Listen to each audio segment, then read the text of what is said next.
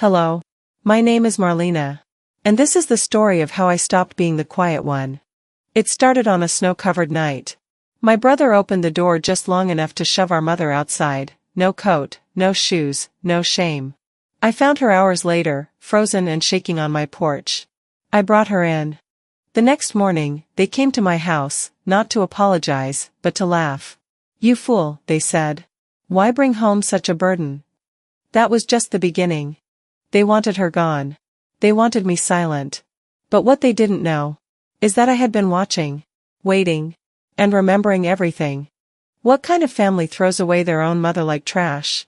And what happens when the one they underestimated fights back? It was close to midnight, and the wind had been howling for hours. I'd shut every vent in the house, stuffed towels under the doors, yet the cold still crept in. My little place in Flagstaff had always been drafty, but that night the walls seemed to rattle with something more than the storm. I'd been reading by the fire, trying to make sense of some old utility bills, when a dull thud interrupted the quiet. It came again, softer than a knock, but heavier than a branch. For a moment, I told myself it was a raccoon or the neighbor's trash can rolling down the street. But my gut twisted. I knew that sound. I pulled on my slippers, tightened my robe, and walked to the door. The window beside it was fogged with condensation. Through the blur, I could make out only white. The third thud was unmistakable, someone trying to stand but failing. I pressed my palm to the wood, my breath shallow. "Who's there?" I called, my voice sharper than I expected. No answer. Just the wind screaming. I cracked the door open, and the cold hit like a slap. At first, all I saw was swirling snow. Then a small shape moved, hunched, trembling. My eyes adjusted, and my heart stopped. My mother. Edeline stood on the porch without a coat, her gray hair matted to her face, her lips the color of the sky just before dawn. Her thin hands clutched the railing as if it were the only thing keeping her upright. "Mom!" I lunged forward. She tried to speak but only a rasp escaped. Her knees buckled, and I caught her under the arms. She was ice against me, the kind of cold that sinks in deep. I didn't think, I just dragged her inside, kicking the door shut behind me. Snow scattered across the hardwood. "What on earth are you doing out there?" My voice cracked as I pulled a throw from the couch and wrapped it around her shoulders. She shivered violently, eyes glassy. I could smell the whiskey my brother liked on her clothes, though she hadn't drunk in years. "Mom," I whispered, brushing the wet from her cheeks, "what happened?" She clutched my wrist. "Dorian," she managed. Her teeth chattered. He said I was a problem. Told me to leave, didn't even let me get my coat. Her eyes darted to the floor as though saying it out loud was dangerous. I felt my stomach drop, but I kept my face steady. This wasn't new, my brother's temper had always been the hidden engine of our family, but to throw her out in a snowstorm? That crossed a line even he had never dared. I lifted her chin, forcing her to meet my eyes. "You're here now. You're not going back there tonight." I guided her to the couch, layering blankets over her frail frame. "I'll make tea. Stay put." In the kitchen, I gripped the counter to steady myself. The kettle's hiss masked the words in my head. He put her out. He actually put her out. My hand shook as I poured hot water over a tea bag, adding honey like she liked. When I brought it back, she was curled like a child, her thin fingers clutching the blanket. I knelt beside her. "Sip this slowly," I said, lifting the mug to her lips. She obeyed, her eyes brimming with shame. "Don't look like that," I murmured. "He's not going to decide who you are. Not tonight." I brushed a strand of wet hair from her forehead. "You're safe here." We sat like that for a long while, the storm thudding against the walls, her breaths uneven but warming. My own fury settled into a cold, hard place in my chest. I didn't yell, didn't call him, not yet. I just tucked her in tighter, whispering small comforts. She was asleep before the fire burned low. Morning came gray and sharp. I woke on the armchair where I'd dozed, still in my robe. My mother stirred on the couch, blinking at the daylight. For a fleeting moment, there was peace. Then the sound of car doors slamming outside snapped me awake. Voices carried through the thin walls, my brother's deep bark, Vera's higher, mocking tone. Footsteps crunched the snow on the porch. I rose slowly, my pulse hammering. Through the window, I saw them, Dorian in his expensive parka, Vera in fur-trimmed boots, and two cousins trailing behind, arms folded. They looked like a delegation sent to reclaim property. My hand hovered over the doorknob. Behind me, my mother sat up, her face pale but her eyes alert. "Stay there," I whispered. I opened the door just enough to stand in the frame. The cold rushed in again, but this time I stood tall. "What do you want?" Dorian smirked. "We need to talk." His tone was falsely calm. "You can't just take her. She's..." "Take her?" My voice was low, dangerous. "She's our mother, Dorian." Vera let out a sharp laugh. "Our mother? Please. You're playing house with a woman who can't even take care of herself. You're a fool, Marlena. Why bring home such a burden?" Her eyes flicked over me, her smile thin. "You've always been like this. Picking up scraps no one else wants." The words landed like blows, but I didn't flinch. I felt my jaw clench, my fingers tightening on the doorframe. "She's not a burden," I said, each word precise. "You threw her out into the snow." Dorian shifted, his smirk fading. "You don't understand what's going on."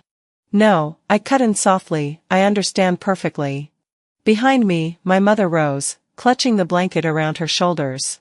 She looked past me at her son, eyes glistening. No one spoke. Only the sound of the wind between us. I didn't slam the door. I closed it slowly, my gaze never leaving theirs until the wood shut them out.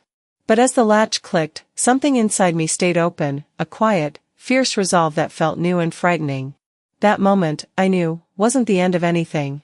It was the beginning of the end. The silence after I shut the door didn't last long. My hands still clutched the knob, chilled from the cold metal, but my ears were burning. I could hear them outside, footsteps crunching away in the snow, muffled murmurs, a sharp laugh that sounded like Vera. I didn't bother to peek through the curtain again. I just turned the deadbolt and let the weight of the morning sink in. I walked back into the living room where my mother sat, her back slightly hunched, fingers intertwined in her lap. Her eyes had gone distant again, not quite blank, but not fully present either. Maybe it was exhaustion, or maybe it was something deeper. Trauma doesn't always show up with bruises. She looked at me like she wanted to apologize for something that wasn't her fault. I kneeled beside her and gently rested a hand on her shoulder. "You're not going anywhere," I said. "No matter what they say." She gave me a weak nod, but I could feel her shame settling into the room like dust. Later that afternoon, after I'd made soup and coaxed her into eating a few spoonfuls, I opened the front door to find a small container left on the porch. A note was taped to the top, "Heard what happened. Hope she's okay. Claire." Claire lived 2 houses down. We weren't close, but we'd exchanged Christmas cookies a few times over the years. She didn't need to leave soup. But she had. Word was spreading. I shut the door and stood still for a moment, the container warming my hands. The realization stung more than I wanted to admit. They weren't ashamed. They weren't trying to keep it quiet. They were broadcasting it. A day passed. Then another. And then, like clockwork, Dorian sent a message. He wanted to clear the air and invited me to a family sit-down at his house. "Just want to talk things through," he'd written. I didn't respond right away. Not out of fear, but calculation. I knew what this was, a power play disguised as peacemaking. On the day of the gathering, I dressed simply, dark jeans, a wool sweater, boots still dusted with salt from the sidewalks. No makeup. No performance. Just me. Steady. When I arrived, Vera answered the door, a smile too polished to be sincere. "You made it," she said, stepping aside like this was just brunch and not a tribunal. I walked into the living room. Dorian stood near the fireplace, hands in his pockets like a man in control. Our 2 cousins, Lily and Mark, sat on the couch, looking uncomfortable. A tray of untouched cookies sat on the coffee table. I didn't sit. Dorian started with pleasantries, thanking me for stepping up and doing the right thing for Mom. Vera chimed in with something about how stressful caregiving can be. I said nothing. I let them run through their script. Then came the pivot, smoother than I expected. "You've always been the emotional one," Dorian said, still smiling. "And that's not a bad thing. But we just want to make sure. This isn't about something else." "Something else," I repeated. He nodded, glancing at the others like he was being cautious. "I mean, caring for her is noble. But we've noticed how invested you've become. And considering your situation." "What situation?" I asked, voice sharp. Vera interjected, "We all know you've been struggling. Money-wise." Nothing to be ashamed of. I stared at her. So what are you suggesting? That I took her in for a payout? Dorian lifted a hand, placating. No one's accusing you. We're just saying. If that's the reason, let's not pretend it's about love. The room fell silent. My pulse thudded in my ears, but I didn't raise my voice. I didn't cry. I just breathed. You've got some nerve, I said, quietly. You threw her out. In the middle of a snowstorm. And now you're worried about my motivations. Vera shrugged. We didn't mean for it to get that far. Emotions ran high. And the cameras at your front door? Did they fail to record your decision to lock her out? Dorian stepped forward, voice calm, too calm. We're all just trying to protect the family. Including you. I picked up my coat from the back of the chair. The only thing you're trying to protect is your control. I walked toward the door. Behind me, no one moved. As I reached for the handle, Dorian's voice followed me like a hook. Take good care of her, Marlena, he said. Who knows? She might change her will. I paused, just for a second. That sentence didn't need volume to cut deep. It was coated in sugar, but it tasted like venom. I didn't reply. I just opened the door, stepped into the sharp winter air, and closed it behind me. Driving home, the roads were slick. The snow had hardened into patches of ice. My hands gripped the wheel tighter than necessary. I wasn't angry. Not in the way I had been before. This was colder. More focused. It wasn't just about pushing her out. It was about erasing her, and me by extension. They didn't just want her gone. They wanted her forgotten. That night, I sat by the window, staring into the dark while my mother slept soundly in the next room. The house was still. But inside me, things were starting to move. By the time dusk crept across the windows, the house had grown quiet again. The storm had passed, but a heavy stillness lingered inside. I was in the kitchen, the kettle beginning to whistle, my hands moving on autopilot.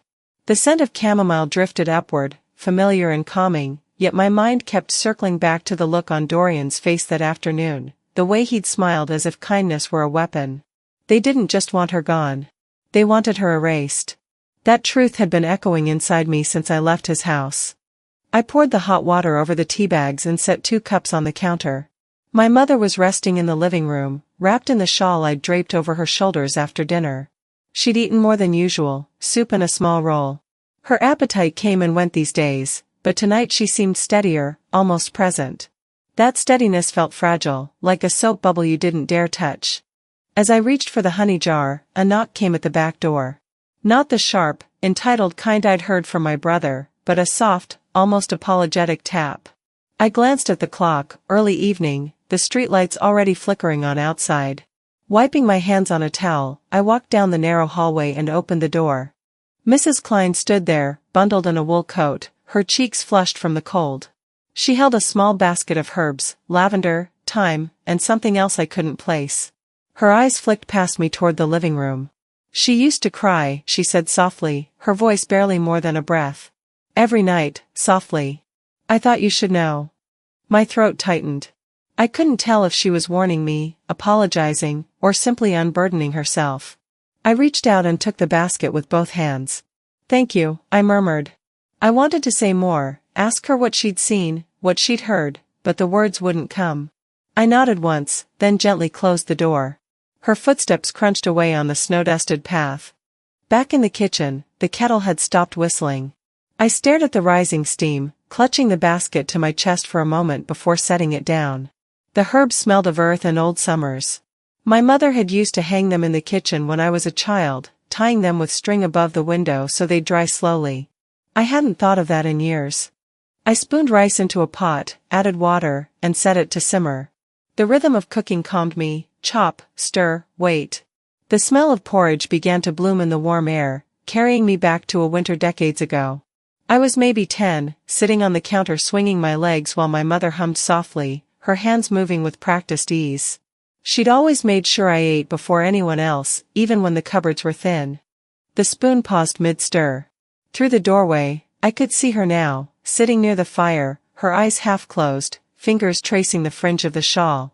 She looked small, but not broken. Something about the light made her seem almost like the woman I remembered, steady, graceful, sure. You used to hold my hand, she murmured suddenly, her voice drifting into the kitchen. I blinked, the spoon clattering softly against the pot. Even when I forgot where I was, you didn't let go. I turned, heart pounding. Her gaze met mine, clearer than it had been in days. It was like a curtain had lifted. The others were busy, she continued, her tone gentle but firm. But you were warm. I wiped my palms on my jeans and walked to her, kneeling so we were eye to eye. Mom, I whispered, not trusting my voice. You remember that? She nodded faintly. Not everything. But enough. I sat beside her, wrapping the shawl more tightly around her thin shoulders. The fire crackled softly, filling the silence. My anger, my strategy, my plans, they all fell away in that moment. There was no tribunal here. No accusations. Just us. She reached for my hand, her fingers cool but steady. You always stayed, she said. I squeezed back. I'm not going anywhere. The porridge on the stove began to bubble. I got up, fetched 2 bowls, and carried them back. We ate slowly, the steam curling between us like a thread tying the past to the present. She smiled after a few bites, a real smile, small but bright. She may not remember everything, I thought, watching her. But she remembers how I made her feel. And somehow, that was enough to keep me standing. The house was quiet. No judgment. No pressure. Just warmth. I realized, with a kind of ache, that the memory I'd been fighting to protect was still alive, not in her mind, but in the space between us. And just like that, I stopped needing her memory, because she remembered me where it mattered. The following morning, I woke to the smell of frost. Not real frost, of course, it's not something you can bottle, but the way old houses take on a certain sharpness after a storm. My fingers curled tightly around the edges of the quilt.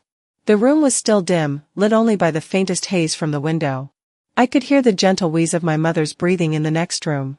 She hadn't stirred once in the night. After making her breakfast and checking her medication, I stood at the bottom of the stairs for a long minute, staring upward. I hadn't been in the attic closet in over a year, maybe longer. It wasn't locked, just heavy, with that particular kind of latch that groaned in protest when opened. I told myself I was just looking for extra blankets. A neutral mission. But something tugged me up there, some part of me that had begun to churn ever since the day on Dorian's porch, and even more since the gathering at his house. The stairs creaked under my weight. Dust had settled in a lazy film over every surface. I opened the closet door slowly, expecting to find little more than mothballs and forgotten sweaters. Instead, behind a box of outdated phone books and an old bread maker no one had used since Clinton was in office, I saw it, a small metal container, dull with age and tied with a faded green ribbon. It had the weight of something private. Important. I knelt and lifted it into my lap. The ribbon came undone easily. Inside were neatly stacked papers, yellowed slightly at the edges but still crisp. There were old birth certificates, mine, Dorian's, and photos I hadn't seen since childhood. And then, near the bottom, folded carefully inside a plastic sleeve, was a deed. I stared at it, heart pounding. 2 names were typed at the top, Edeline Rhodes and Dorian Rhodes. A shared ownership deed. A document I didn't know existed, never signed by my mother in front of me, never discussed. And yet, there it was. My fingers trembled as I turned the page over. Tucked behind it was a smaller envelope, unmarked. I opened it and found a receipt for a notary visit, dated almost a year ago.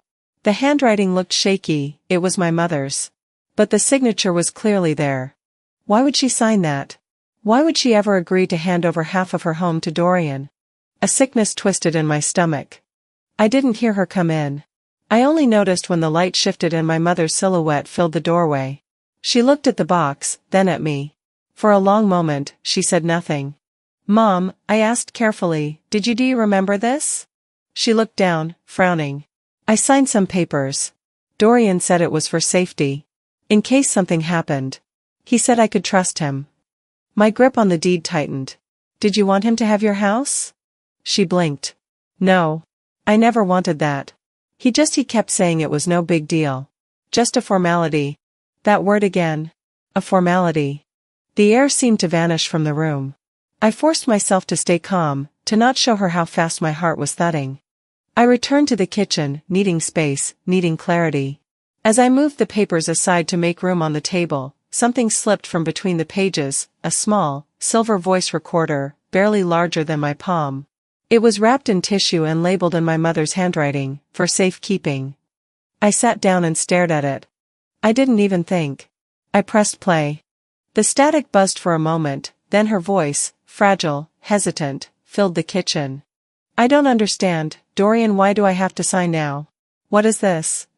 Then his voice, calm, polished, the one he used when he wanted something. Just sign, Mom. It's nothing. Just paperwork. You trust me, right?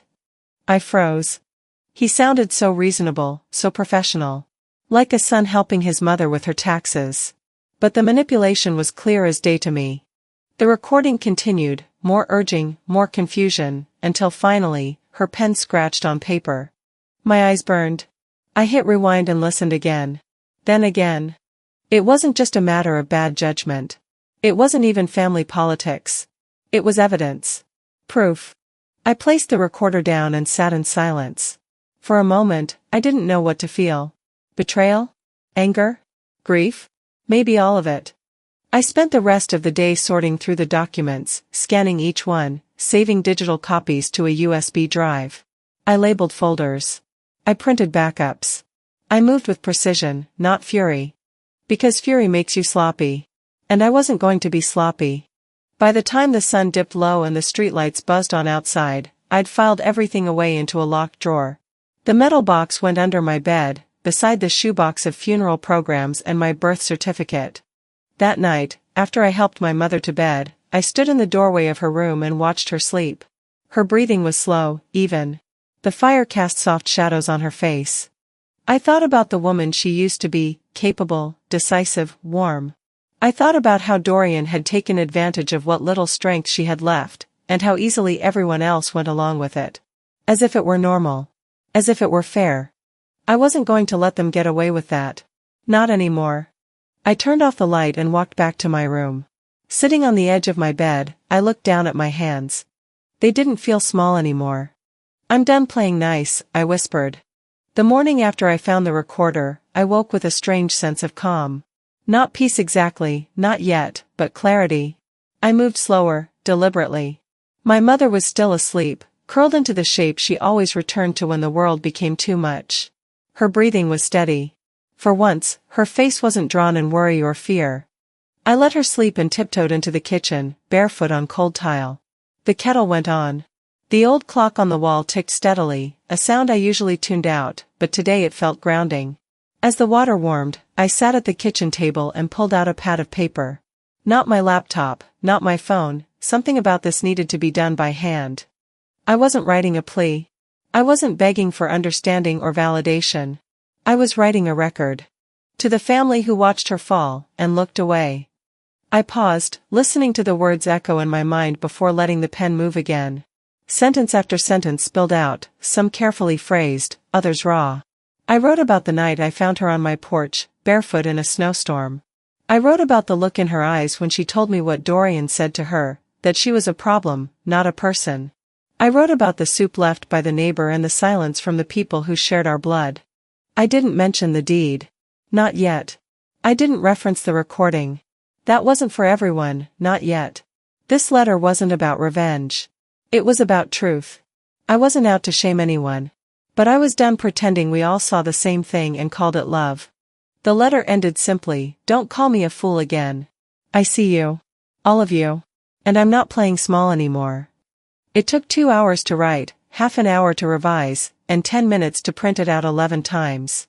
I folded each one neatly, slipped them into envelopes, and addressed them all by hand: Vera, Uncle Walt, Cousin Lily, Aunt Ray, even Dorian. I walked to the post office that afternoon. No dramatic music. No lightning strike. Just the familiar sound of my boots crunching across lightly salted sidewalks.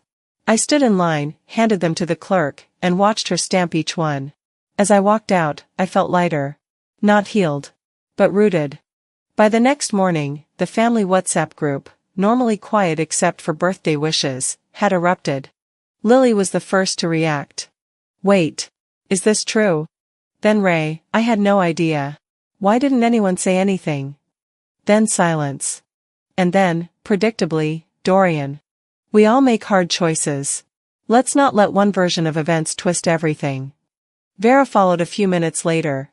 You're choosing drama. This isn't helping her, or anyone. I didn't respond. Not in the group. Not in private. They didn't need a reply. They had the truth now.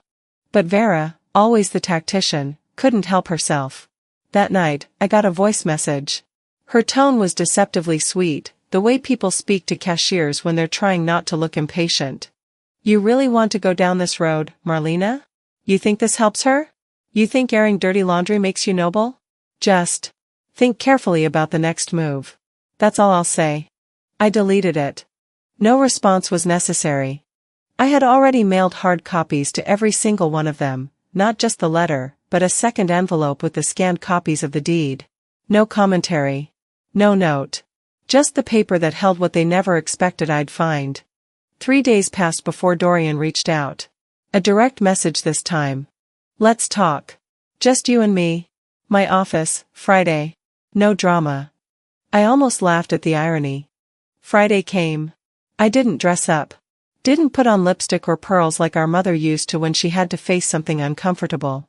I wore jeans, a soft gray sweater, and my warmest coat.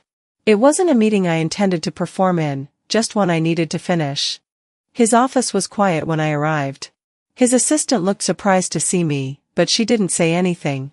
She led me into the glass-walled conference room where Dorian sat at the head of the table, pretending to read emails.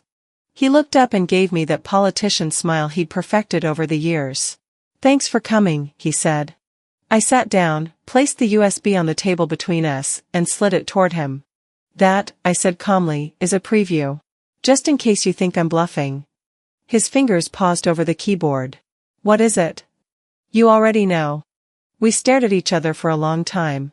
The mask slipped just slightly. His jaw twitched. His eyes didn't shift.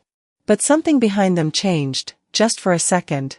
What do you want, Marlena? I leaned back, folded my hands in my lap. I want you to stop rewriting the past. I want you to stop treating Mom like a burden and me like I'm disposable. And I want you to know that if you try to twist this, the truth won't stay quiet. He gave a tight laugh. You really think people care about family drama? They'll see you as bitter. A failed daughter desperate for relevance. I smiled. Not kindly. They might. Or they might hear your voice on that tape and realize you're not half as noble as you pretend to be. He pushed back from the table and stood up, bracing his hands on the glass. His knuckles whitened. But he didn't say anything. I stood too, buttoned my coat, and turned to leave. At the door, I paused. Not for drama, not for effect. Just because I wanted to mean the words when I said them. You can control the story all you want, I said. But this time, I'm the one writing it. And I left. The air outside was biting, but I didn't feel it. My steps were slow, measured. For the first time in a long time, I wasn't looking over my shoulder. I didn't care what was being said in the group chat. I didn't need to hear their apologies or their excuses. I hadn't raised my voice. But somehow, the silence after I spoke was the loudest thing in the room. The day after I walked out of Dorian's office, the air in my kitchen felt different. Not heavier, sharper. Like every surface was telling me, no more games. My mother sat at the window wrapped in a shawl, the steam from her tea curling upward like quiet prayers. I kissed her forehead before checking my phone. That was when I saw it, a bank notification for a transfer I didn't recognize. It wasn't small. It wasn't subtle. I felt a ripple of cold along my spine, but not fear. More like confirmation. I opened my laptop, logged into her account. The numbers didn't lie. Thousands of dollars gone. The trail led straight to an account under Vera's name. For a few minutes I just stared at the screen, my reflection in the black border. Then I closed the laptop, grabbed my keys, and walked out. I didn't even put on a coat. The winter sun was weak but bright, the kind that doesn't give warmth but still makes you squint. By the time I got to Vera's place, my pulse had steadied into something like resolve. She opened the door like she'd been expecting me. Marlena, she said, all silk and sugar. What a surprise. No, I said. It isn't. Her smile flickered. Come in. Her house smelled like cinnamon and expensive candles. She led me into the kitchen. Coffee? I'm not here for coffee. She sat opposite me, folding her hands like a schoolteacher. Then what? I didn't sit. The money, I said. You used her. Just say it. Vera blinked. It was temporary. For the family. You know how investments go. No, I interrupted. I know how greed goes. Her tone sharpened. Watch yourself. You think you're the only one who cares? You think you're some kind of savior? She raised us both. She raised you, I said. I saved her. For a moment, silence.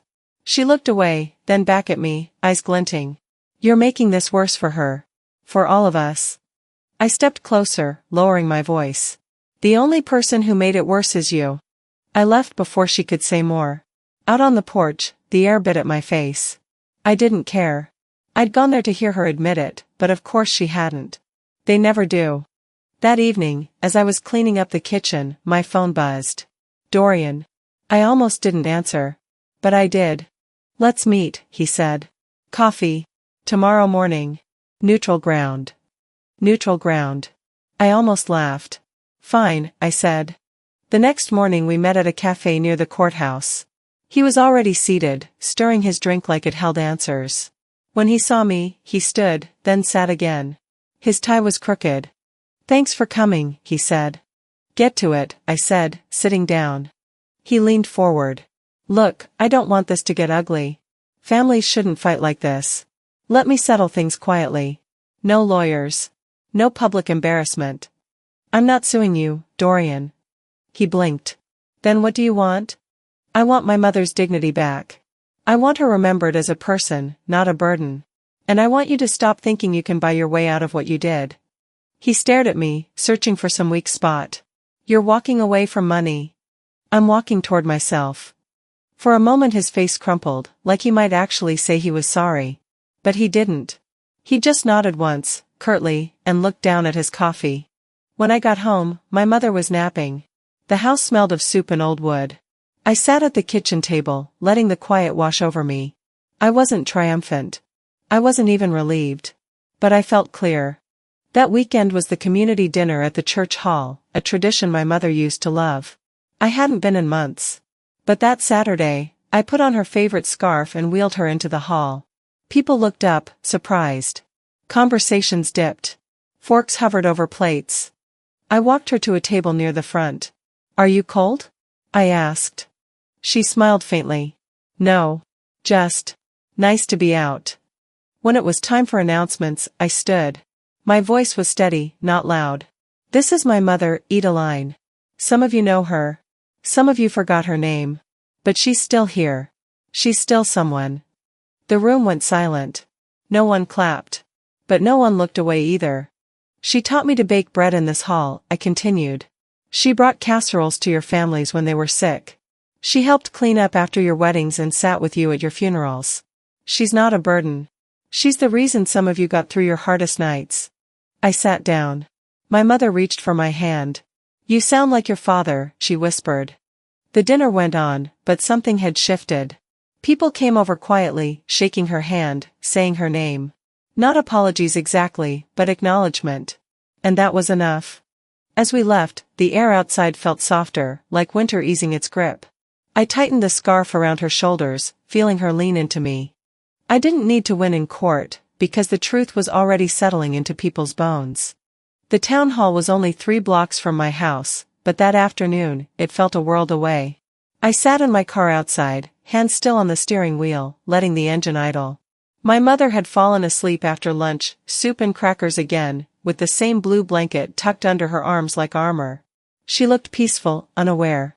I'd left a note on the counter, back soon. Don't worry. But I was worried. Not for myself, not anymore, but for what was coming. It had started the night before. An email arrived just past midnight from an anonymous address. The subject line, you need to see this before it's too late. No greeting, no explanation. Just a single link to a video and a string of screenshots from a group chat I didn't recognize. I clicked. The video opened with a shaky shot of my mother in a dimly lit room. Her voice was soft, uncertain. She mumbled half sentences, staring off into the corner. At first, I thought it might be footage from weeks ago, when she was more confused. But then the camera shifted, just slightly, and I caught the reflection of someone standing just off to the side. A phone in hand. A familiar shape. Vera. My stomach clenched. The next image was a screenshot of an email thread. Vera, messaging Dorian. She's barely coherent. We can use this. File for guardianship before she changes her will again. Marlena won't see it coming. Ba rose in my throat. My ears buzzed. They weren't just trying to silence me, they were planning to silence her, legally. Strip her of her rights under the guise of protection. Frame her as mentally incompetent so they could take back control of everything, the house, the accounts, the narrative. I couldn't breathe for a full minute. Then I hit save and forwarded the email to myself 3 different times. By morning, I was on the phone with Harlan. He met me at his office, the same place he'd practiced for decades before retiring. He looked tired, older than the last time we'd met, but his eyes were clear. He didn't say much, just nodded when I explained, then opened a locked drawer and pulled out a sealed manila envelope. I've been holding on to this, he said, handing it to me. Edeline asked me not to give it to Dorian, no matter what. She didn't trust him. Inside was everything I needed. The original property deed, in her name only. A signed, notarized letter stating she was of sound mind when she made her last will. And the will itself, naming me as sole beneficiary. Legal. Moral. Emotional proof. I stared at the papers, a strange ache building behind my eyes. You good, Marlena? Harlan asked. I nodded. I am now. That's what brought me to the town hall. Inside, the regular Wednesday meeting was already underway. City maintenance budgets. Snowplow schedules. I sat quietly near the back, waiting. Then I stood. Excuse me, I said, handing a folder to the mayor's assistant. This needs to be entered into public record. The assistant blinked, but took the folder. I didn't linger to watch her open it. I didn't need to. Dorian and Vera were seated 2 rows ahead. They turned at the sound of my voice, confusion turning quickly to alarm. I didn't say a word to them. I didn't need to. I walked out as calmly as I'd walked in. Outside, the sky had begun to dim. Snow flurries drifted through the air like ash. I pulled my coat tighter and started walking. No phone. No backup. No drama. Just truth, carried, delivered, done. That evening, the fallout began. It started with a call from Aunt Ray. Then one from Cousin Lily. Not accusations this time, questions. Quiet, tentative, uncertain. I answered none of them. By the time the town's online bulletin posted the public record of the will, and word got out about the forged video, well, they weren't just asking questions anymore. They were choosing sides. And not the one Dorian expected. I don't know what was said in the group chats after that. I don't care. What mattered had already been placed where it couldn't be hidden. They came to take everything, and now, they'd have to explain why they had nothing left to stand on. After the town hall, the air in Flagstaff didn't feel any different, but everything had changed. The documents were public now. The emails, the fake video, the notarized letter. The whispers had started, and they weren't in Dorian's favor anymore. I wasn't naive enough to think the fight was over, but the tide had turned. And I intended to finish what I started. A few days later, I took my mother to Harlan's law office. The air inside was warm and still, like the world had paused to witness something important. Edeline wore her Sunday sweater, the soft navy one with the floral embroidery around the cuffs. She'd asked me to brush her hair that morning, and I had done it slowly, grateful for the simple intimacy. Harlan greeted us with a nod and a kind smile. Ready? He asked. My mother met his eyes and lifted her chin. I know what I want. And I want it written. Her voice wasn't loud, but it carried. It held weight, the kind that stops people from interrupting. We moved into the signing room, a small space with a wooden table and 2 witnesses already seated. Harlan placed the new will in front of her, read aloud each line carefully, and then passed her the pen. She hesitated, not out of confusion, but emotion. Her hand trembled slightly. I rested mine over hers, grounding her. Then she signed, slow, deliberate, steady. The moment the pen left the paper, I felt something release inside me. A knot that had lived in my chest for months, maybe years, unspooled and disappeared. I signed as witness. Harlan notarized it. The witnesses followed. There was video. There were records. There was no room left for challenge. That night, we had soup and cornbread. She hummed as she ate, a tune I hadn't heard in decades, something she used to sing while folding laundry. For once, I let the silence stretch without needing to fill it. A week later, we stood in front of a judge. The courtroom wasn't dramatic. No gavel slams, no shouting lawyers. Just a quiet, firm process. Dorian's lawyer leaned hard into claims of undue influence, memory instability, emotional manipulation. They even tried to resurrect Vera's video, but it was already discredited, part of the same packet I had submitted to the court in advance. When it was my turn, I played the voice memo. The room stayed completely still as Dorian's voice filled the space. Just sign, Mom. It's nothing. Just paperwork. You trust me, right? The judge's eyes didn't flinch. When the recording ended, I handed over the original deed, the signed letter, and the witness statements. Dorian didn't say a word. His face was blank. Vera kept her head down. The ruling didn't take long. All contested property is to be returned to Edaline Rhodes. The court recognizes the validity of the latest will. Mr. Dorian Rhodes is to vacate the premises within 30 days. The room remained quiet. I nodded once, then gathered my papers. I didn't look back. News traveled faster than I expected. By the time we returned home, 3 neighbors had texted. One left flowers on the porch. Another dropped off a pie.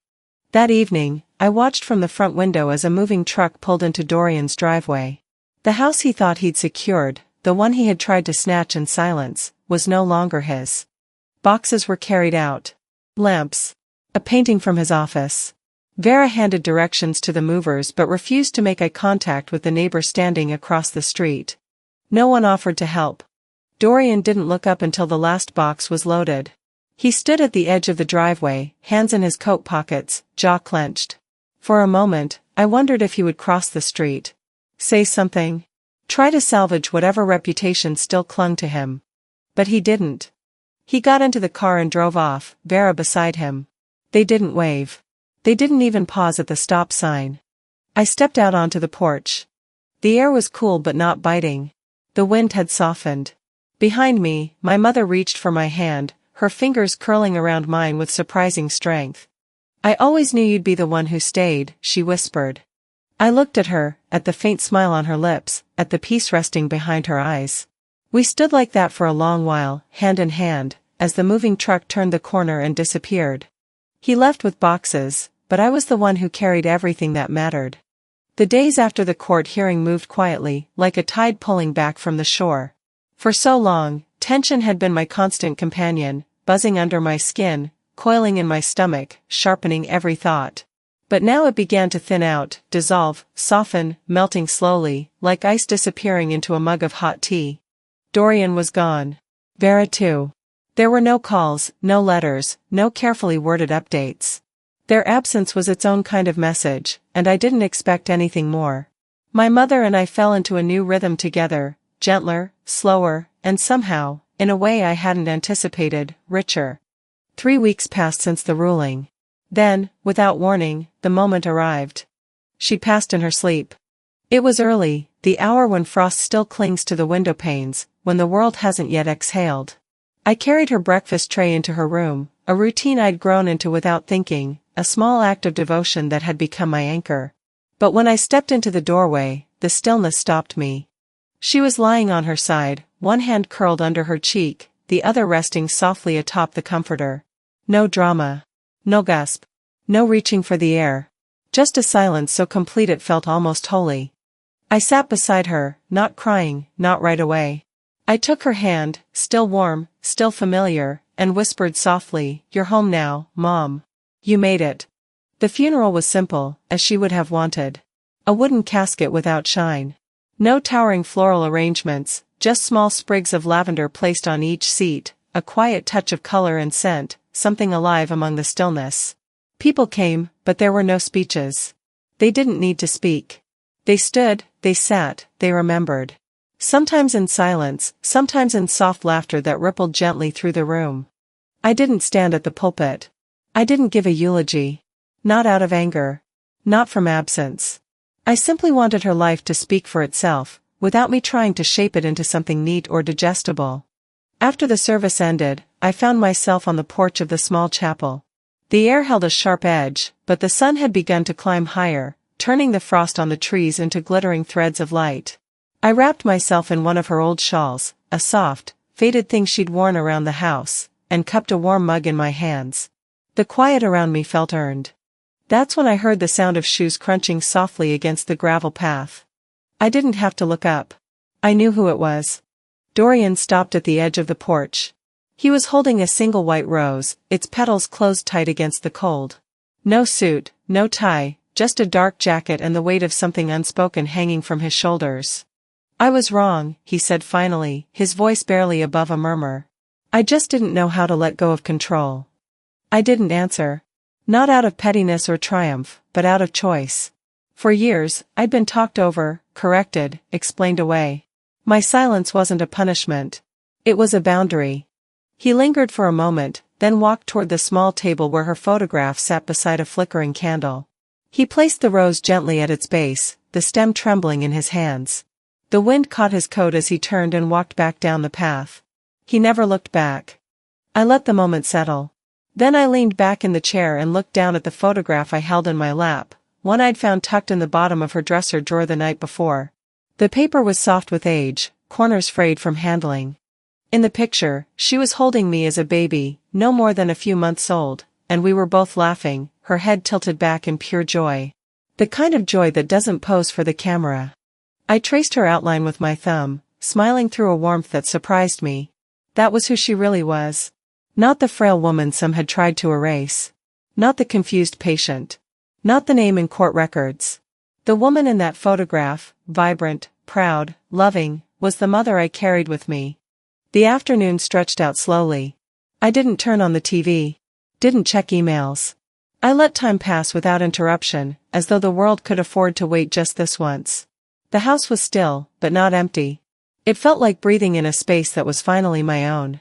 Near dusk, I rose, set the photo on the mantel, and lit another candle beside it. The flame flickered softly, casting her face in a warm, trembling glow. Then I opened the front door again.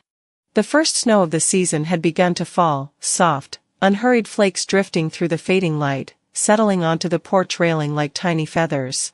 The cold brushed my face, crisp and clean. I stepped outside, wrapped the shawl tighter around my shoulders. Something inside me ached, but not sharply, not like before. More like the echo of something sacred, a ache that signaled release rather than absence. I whispered aloud to no one in particular, I brought her home and she brought me back to life. A small smile crept across my face. Not forced. Not practiced. Real. I turned back toward the house but didn't close the door behind me. And though the snow kept falling, soft and endless, this time I wasn't afraid to leave the door open. Some doors are closed in silence, and others, like the one Marlena left open, speak louder than any words. This wasn't just a story about family betrayal. It was about the courage to protect someone when no one else will, and the strength it takes to rewrite your place in a story meant to erase you. Have you ever stood up to someone in your own family? Or been made to feel like a burden for doing the right thing? Share your thoughts in the comments, and don't forget to subscribe for more powerful